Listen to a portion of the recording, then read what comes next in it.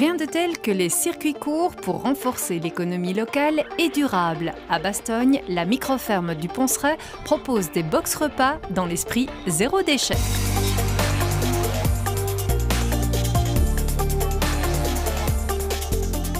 Bonjour à tout le monde. Bonjour. Alors, qu'est-ce que vous êtes en train de faire là?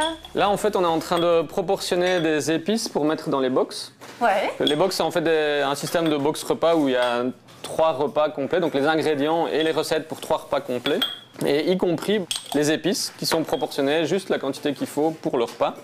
Ok, donc un peu sur le même principe que la grosse multinationale qu'on voit un peu partout. Oui, voilà, c'est le même principe, à part qu'ici, notre but, nous, c'est d'écouler nos produits, notre production de légumes. Ouais. On a aussi des préparations pour l'hiver, comme la choucroute qu'on est en train de préparer, Ouais.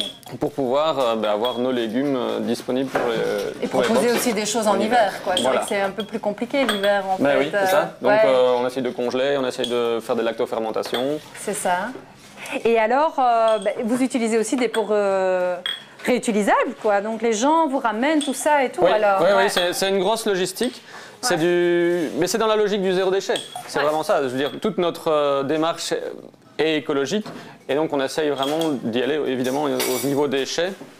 Donc ça demande beaucoup de travail, parce que les clients doivent ramener. Ouais. Après, nous, on doit tout renettoyer et repréparer. Mais voilà, ça fait partie de la philosophie et ça. on se donne les moyens de... Bio, locaux et Zéro déchet. en zéro déchet. Bon, on va découvrir tout votre projet durant cette émission. Alors ici, c'est un atelier qui a été créé exprès pour la création de ces box, mais il y a aussi ce qu'on appelle des halls relais qui permettent aux agriculteurs de se lancer dans une diversification. Crise du lait, scandale sanitaire, sécheresse, l'agriculture est loin d'être un secteur épargné. Pour survivre, nombreux sont alors les agriculteurs qui décident de se diversifier. Mais comme pour tout, cela a un coût. Pour les aider et soutenir activement le développement des circuits courts alimentaires, la région wallonne a développé des projets locaux de hall relais agricoles. Dernier en date, AgriNew, inauguré en mai dernier et situé à Marlois. Il propose un concept d'atelier de transformation partagée. Du côté viande, on peut venir découper sa bête et donc la suivre de A à Z. Donc l'agriculteur envoie sa bête à l'abattoir. Le lendemain, elle arrive ici chez AgriNew. Moi, je la réceptionne et je la prépare dans le frigo pour que l'agriculteur vienne le lendemain avec le boucher attitré que nous, on lui a conseillé. Un boucher qui était formé au niveau des ateliers et au niveau de l'hygiène. Et donc, ça nous permet que nous ayons quelqu'un qui soit sûr qu'ils utilisent bien les machines. Donc, l'agriculteur est là, lui, pour suivre sa bête. Il aide, il met en sachet, il met sous vide.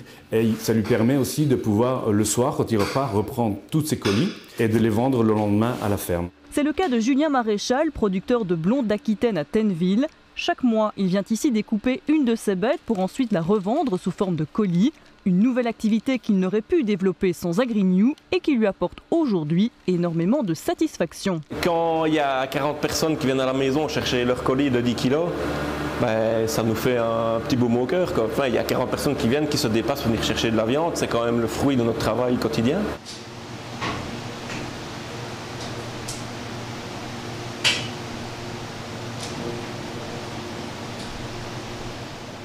C'est une belle occasion pour tout le monde de se diriger tout doucement vers une collaboration entre les bouchers justement et les agriculteurs pour pouvoir valoriser nos races bovines.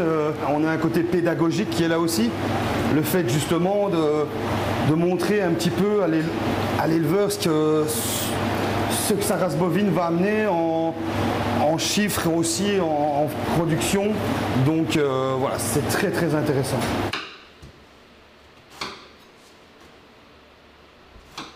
D'un agriculteur par semaine à 2 actuellement, l'outil commence à en séduire plus d'un car il est aussi adapté à la production maraîchère et aux traiteurs.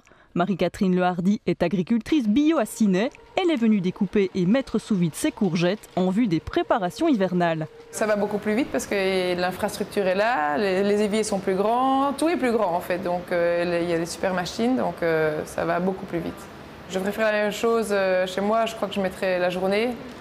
Et ici, en 2-3 heures, ça va être réglé. Donc, Stocker, transformer et commercialiser sa production agricole sans devoir forcément investir directement à la ferme, la formule commence à essaimer en Wallonie. Depuis 2011, 45 projets ont été sélectionnés, 37 sont en cours de réalisation et seulement 8 sont véritablement fonctionnels. Bon, voilà 2 box de repas alors, déjà pour cette semaine. Voilà. Il y a quoi au menu? Il y a des courges spaghetti à la carbonara. Ouais, là. Donc c'est ici. Ouais. Il y a les entrecôtes marinées, des salades de choux rouges crus et pommes gnocchi aux herbes. Voilà.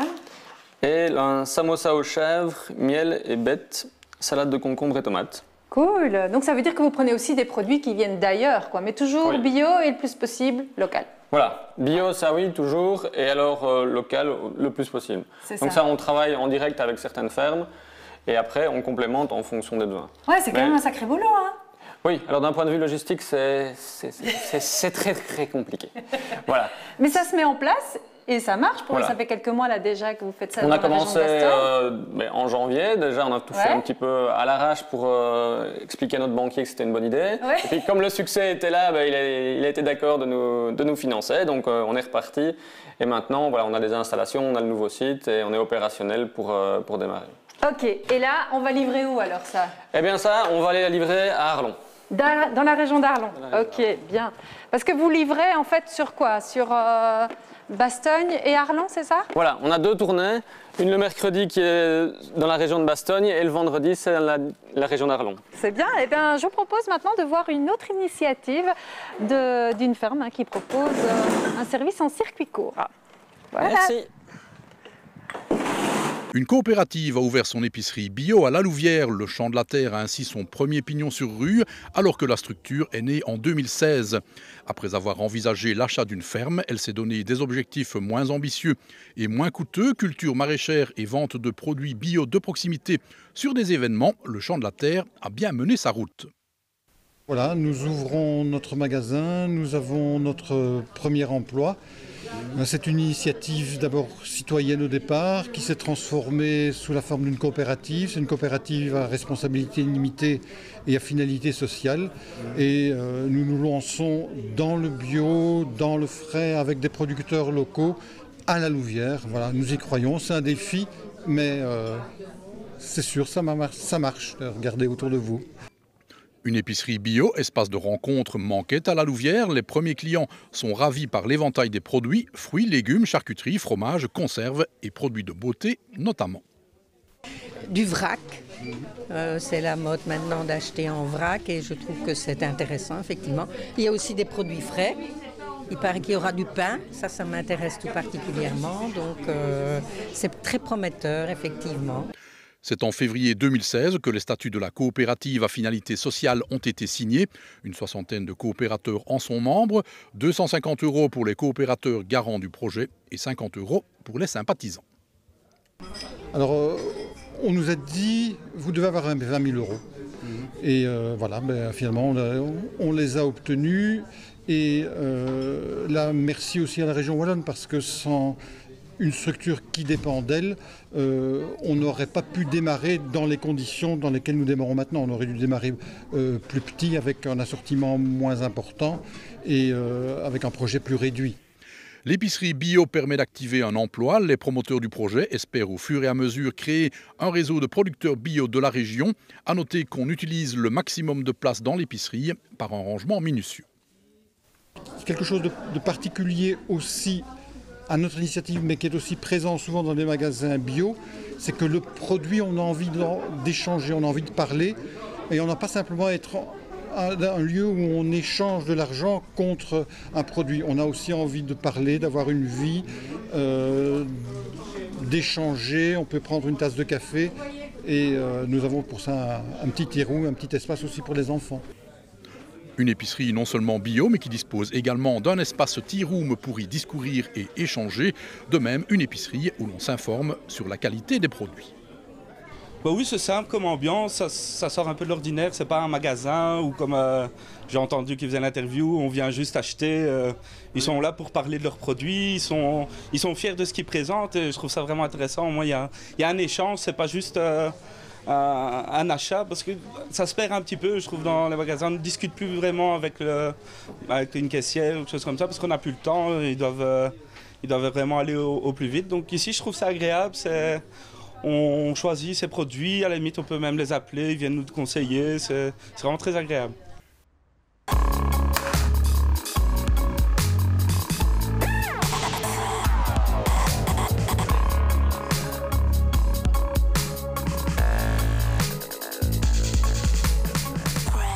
Donc voilà, ici on est dans la serre où on produit tous les légumes d'été qu'on appelle. Donc c'est tomates, poivrons, aubergines, piments. Ouais, tout ce qui ne se fait pas à l'extérieur. Voilà, tout ce qui ne se fait pas à l'extérieur. Ouais.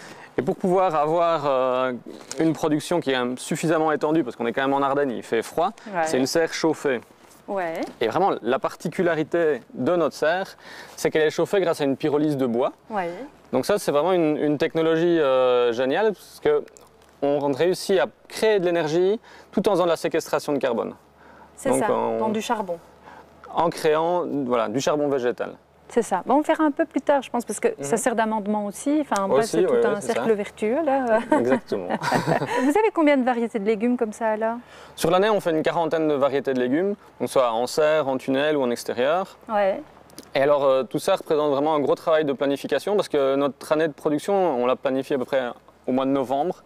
Et ça court jusqu'au mois de novembre. Donc il y a des produits qui sont prévus 1 an à l'avance. Ouais, c'est pas évident alors avec les box repas, que les gens vous commandent ou pas. Voilà, donc on fait des pronostics et on croise les doigts. Et on croise les doigts pour que ça marche. Jusque-là, franchement, ça marche pas mal. Donc l'année dernière, on avait l'équivalent pour nourrir 200 familles. Ouais. Cette année, on est à 400. Et voilà, on a vous aussi. espérez en fait développer ce projet-là ailleurs? Parce que c'est finalement petit, ça reste. Voilà, en fait, mon épouse et moi, on a travaillé dans le monde de la franchise avant, et le but, c'est de pouvoir créer un modèle que les gens puissent répliquer facilement, parce que. Nous, on est passé à travers des étapes pas toujours faciles ni agréables, et voilà, ça fait quand même tout un savoir-faire qui est là, qui est développé, et qu'on voudrait pouvoir partager. Et qui fonctionne. Parce que le but, c'est pas de devenir une énorme serre, justement, c'est vraiment l'inverse. C'est que garder ce principe de micro-ferme, quoi. Oui, voilà, micro, et surtout que l'alimentation se relocalise là où les gens consomment, quoi. Super. On parle beaucoup de ceinture alimentaire, voilà, pour moi c'est quelque chose, c'est une évidence. Bien, je vous propose maintenant de retrouver Antoine et Pablo. Ici, il y en a une belle. Ah, j'entends des bruits. J'entends. Je crois qu'il y a un monsieur qui a trouvé quelque chose. Il y a un monsieur qui est là et je pense qu'il va nous parler. Il va nous parler de courges. On se trouve à Bois-Seigneur-Isaac, dans la région de Braine-l'Alleud, le Brabant wallon, pour vous parler ce mois-ci. De courges, vous l'aurez compris, il y en a des milliers derrière nous. C'est parti pour une petite découverte.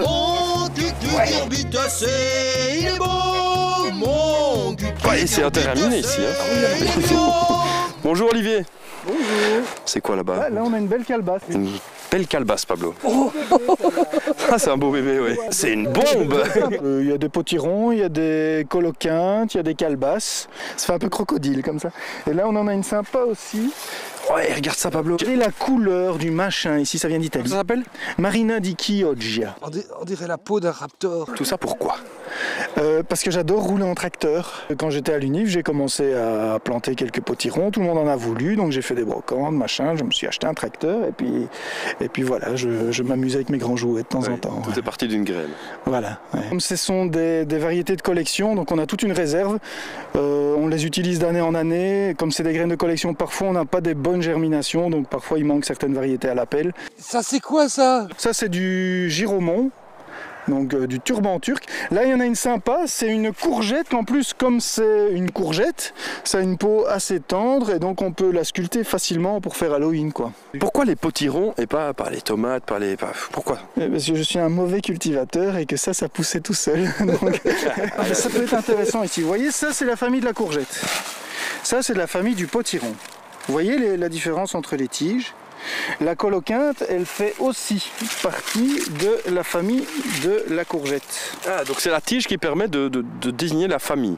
Quand vous avez une tige qui est ligneuse comme ça, vous avez les coloquintes et les courgettes et les pâtissons qui font partie de la même espèce et qui se mélangent entre eux. Vous pouvez avoir des croisements entre ce fruit-ci et ce fruit-là. Ah, les croisements vont se faire tout seuls. Voilà, ça ici, toutes les graines qu'il y a dedans, ce sont des mélanges entre ceci et un autre fruit qui se trouve dans le coin. Et alors dans les potirons, par contre, tous les potirons, que ce soit celui-là ou ceux-là, ils sont tous comestibles. Donc si je récupère les graines de celui-ci, je peux le mettre dans mon jardin, je sais que je pourrais manger le résultat. Ce qui n'est pas le cas avec les coloquintes et les courgettes. Ah, c'est beau, c'est blanc. C'est vraiment beau. Il y en a encore une plus grosse, la même là-bas plus loin.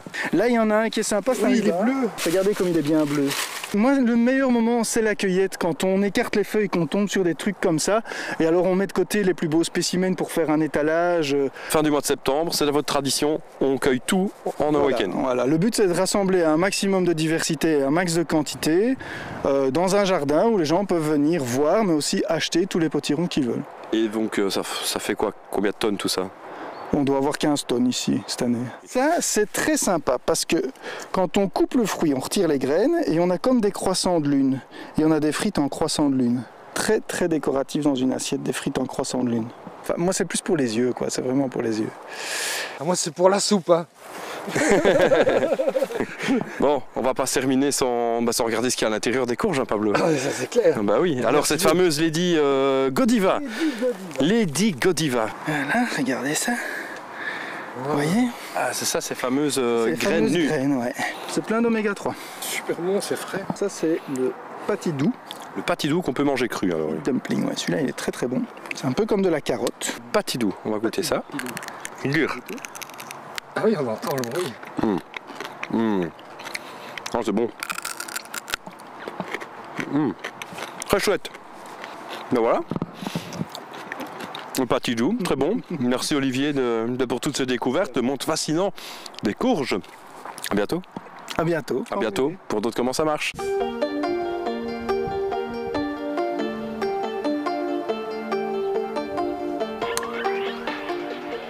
Alors là, vous avez pris le biochar, c'est ça? Oui, c'est du charbon végétal activé. Ouais. Donc ça ressemble à du charbon de bois normal. Ouais. Mais c'est différent parce que le but n'est pas du tout de produire de la chaleur. Un charbon de bois, le but c'est de faire un barbecue et donc de faire un feu. Ici, il a été cuit beaucoup plus longtemps et à beaucoup plus haute température. Ouais. Et par contre, nous, on l'utilise dans le sol. Ouais. Parce que comme c'est du carbone à peu près à l'état pur, et qui a énormément, en fait c'est très très léger, hein, on ne le sent pas, mais ça ne pèse presque rien. Et en fait, ça allège le sol aussi. Ça allège le sol, mais surtout ça sert de lieu de vie à toute une microfaune du sol. D'accord. Donc ça permet de booster la vie des bactéries, des enzymes, etc. qui sont dans le sol. On peut même aussi les faire tremper ou quoi C'est même l'idéal. Je veux dire, avant de l'utiliser dans un sol, il faut les enrichir dans un mélange avec de l'azote, des choses comme ça. Typiquement, je veux dire, le lisier, c'est ce qui est le plus utilisé pour ce genre d'activité. On fait aussi du bokashi, donc ça c'est un peu encore autre chose, mais c'est une fermentation de déchets végétaux. Et les jus en fait sont très riches en azote et en minéraux. Et donc, ils viennent se faire piéger dans le biochar. Et ce qui est très bien, c'est qu'on peut en mettre des très très grandes quantités. Donc c'est comme on peut enrichir un engrais très fortement et ça ne va pas poser de problème à la plante, ça ne va pas la brûler. Petit à petit, ça va. Parce que voilà, exactement, comme ça retient tout. Et ça, vous le vendez en fait pour les... Voilà, on le vend ici, c'est en seau, en big bag, en sac de 30 litres. Parce que c'est de l'amendement, mais c'est aussi de l'aliment, c'est ça? Ça peut aussi être incorporé dans l'alimentation animale. Ouais. Pas trop, je présume. Non, c'est à 1 à 2%. Ouais. Et en fait, ça fait le même travail que ça ne fait dans le sol, mais ça le fait à l'intérieur du système digestif. Donc en fait, ça sert à créer un très bon lieu de vie pour la microfaune du système digestif. Ouais. Et donc, elle est plus efficace. Et donc, pratiquement, par exemple, chez une vache laitière, ça va lui permettre de mieux transformer les protéines végétales qu'elle mange en protéines de lait. Bien. Et donc le lait sera plus riche, quoi. Bon, un produit intéressant donc encore. Hein. oui, c'est quelque chose qui doit se faire connaître, quoi, ici. Oui, c'est vrai que j'avais jamais vu moi. Donc, Il y a 4000 ans, c'était utilisé en Amérique latine. Et puis on l'a oublié, ça fait une quinzaine d'années qu'on recherche et maintenant toutes les études qui sont faites sur le sujet sont probantes et ça commence à se répandre. Allez, bien, je vous propose maintenant d'aller voir Ludovic en cuisine.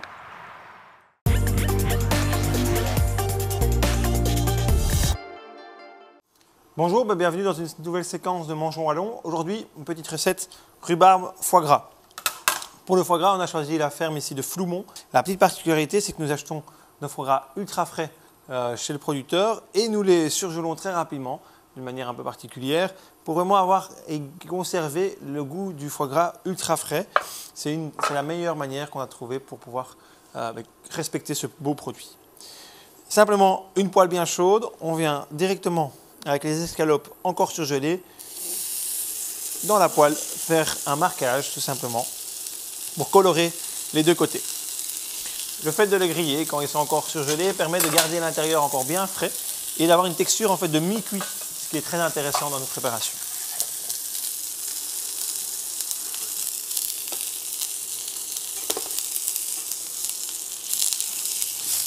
Et donc voilà, le foie gras a grillé pendant 30 secondes de chaque côté. C'est juste pour le colorer et on va le placer dans un four à 80 degrés juste pour le tenir chaud le temps de terminer le reste de la recette.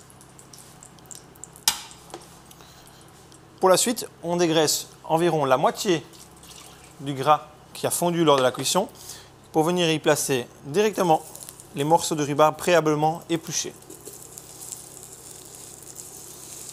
On y ajoute une pointe de sel. Et également un petit peu de cassonade pour avoir le côté légèrement salé sucré et l'acidité de la rhubarbe qui va permettre de rendre ce plat très dynamique. Également, on déglace au vin rouge pour la cuisson. La cuisson va durer environ 5 minutes. Voilà, ici donc on a tout simplement cuit pendant environ 5 minutes nos rhubarbes. N'hésitez pas à rajouter un petit peu d'eau si vous voyez que les rhubarbes donc en fait sont mi-confites, mi-crues.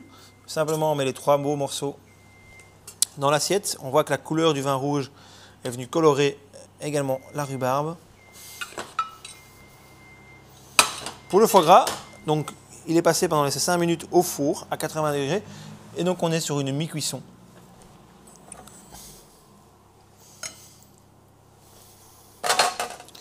Quelques herbes par-dessus.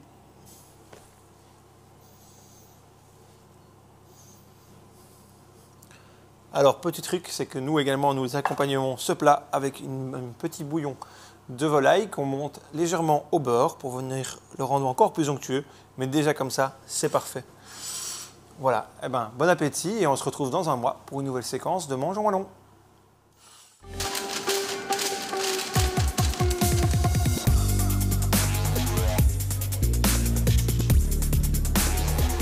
Ici, c'est un beau magasin déjà. Hein? Oui, voilà. C'est vrai, hein? Avec vos produits et d'autres produits, évidemment. Voilà, c'est un peu la même logique que pour les box, quoi. Ouais. En priorité, on fournit nos produits. Ouais. Après, on cherche des partenaires, des agriculteurs dans le coin qui produisent des choses complémentaires. Et puis un peu plus après, loin, on complémente pour que quand le client vient, il ait de quoi faire ses courses complètes, en tout cas les courses alimentaires. Ouais. Et il y a quand même du monde aussi qui travaille ici, en fait. Oui. Hein. On est une vingtaine de personnes. Ici, on est en pic de production à l'été, donc c'est là qu'il y a le plus de monde. Ouais. Mais sinon, on est au minimum 14 temps plein. Waouh! Tout ça donc créé en 3 ans, c'est énorme en fait. Hein. Oui, c'était beaucoup plus que ce qui était prévu. C'est que ça marche alors? Oui, oui, oui. Oui, oui, cool. ça marche. Je crois qu'on est, voilà, d'un point de vue timing, les gens sont prêts à ce genre de points de vente et de nouveaux moyens de produire de la nourriture. Quoi. Bien, super, merci beaucoup de nous avoir fait découvrir votre projet. Merci d'être venu. Quant à nous, on se retrouve le mois prochain, on ira dans les parcs naturels. À très bientôt. Qu'est-ce qu'il y a là? Et vous les vendez au poids, les œufs? Oui. À l'agenda, Fran Les Envins propose sa foire agricole du 13 au 15 septembre avec le dimanche des concours, expos, démos et autres animations. La Fugéa organise le 5e salon professionnel de l'autonomie fourragère le 17 septembre à Thiolin, près de Leuze-en-Hainaut. Le forum Changeons Demain débute par une conférence sur l'agriculture durable le 18 septembre à 20h à l'abbaye de Stavelot et se termine par un salon sur la transition le 22 septembre à Malmedy Expo. À très bientôt.